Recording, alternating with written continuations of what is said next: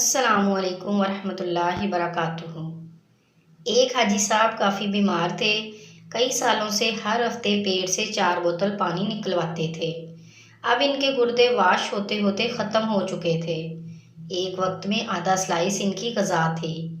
سانس لینے میں بہت دشواری کا سامنا تھا۔ نکاہت اتنی کہ بغیر سہارے کے حاجت کے لیے نہ جا سکتے تھے۔ ایک دن چودھری صاحب ان کے ہاں تشریف لے گئے اور انہیں سہارے کے بغیر چلتے دیکھا تو بہت حیران ہوئے۔ انہوں نے دور سے ہاتھ ہلا کر چودھری صاحب کا استقبال کیا۔ چہل قدمی کرتے کرتے حاجی صاحب نے 10 چکر لان میں لگائے، پھر مسکرا کر ان کے سامنے بیٹھ گئے۔ ان کی گردن میں صحت مند لوگوں جیسا تناؤ تھا۔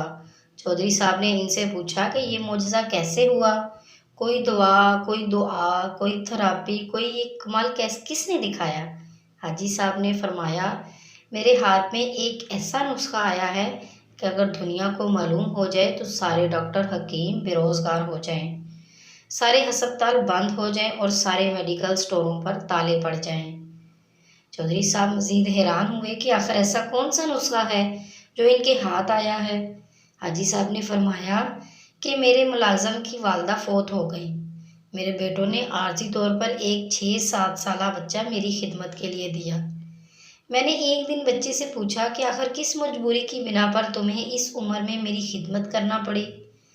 پہلے بچہ تو خاموش رہا، پھر سسکیاں بھر کر بولا کہ ایک دن میں گھر سے باہر تھا، میرے امی ابو بھائی بہن سب سیلاب میں بہہ گئے، میرے مال مویشی زمین پر رشتہ داروں نے قبضہ کر لیا، اب دنیا میں میرا کوئی نہیں، اب 2 وقت کی روٹی اور کپڑوں کے عوض آپ کی خدمت پر مامور ہوں۔ یہ سنتے ہی حاجی صاحب کا دل پسیج گیا اور پوچھا، بیٹا کیا تم پڑھو گے؟ بچے نے ہاں میں سر ہلا دیا۔ حاجی صاحب نے مینیجر سے کہا کہ اس بچے کو شہر کے سب سے اچھے اسکول میں داخل کرواؤ۔ بچے کا داخلہ ہونا تھا کہ اس کی دعاؤں نے اثر کیا۔ قدرت مہربان ہو گئی۔ میں نے 3 سالوں کے بعد پیٹ بھر کر کھانا کھایا۔ سارے ڈاکٹر اور گھر والے حیران تھے کہ اگلے روز اس یتیم بچے کو ہاسٹل میں داخلہ دلوایا اور بغیر سہارے کے ٹائلٹ تک چل کر گیا۔ میں نے مینیجر سے کہا کہ شہر سے 5 ایسے اور بچے ڈھونڈ کر لاؤ جن کا دنیا میں کوئی نہ ہو۔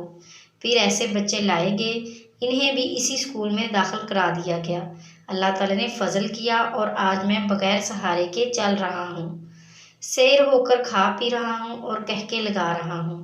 حاجی صاحب سینہ پھلا کر گلاب کی کیاریوں کی طرف چل دیے اور فرمایا، میں اب نہیں کروں گا جب تک یہ بچے اپنے قدموں پر کھڑے نہیں ہو جاتے۔ حاجی صاحب گلاب کی کیاریوں کے قریب رک گئے اور ایک عجیب فکرہ زبان پر لائے۔ قدرت یتیموں کو سائے دینے والے درختوں کے سائے لمبے کر دیا کرتی ہے۔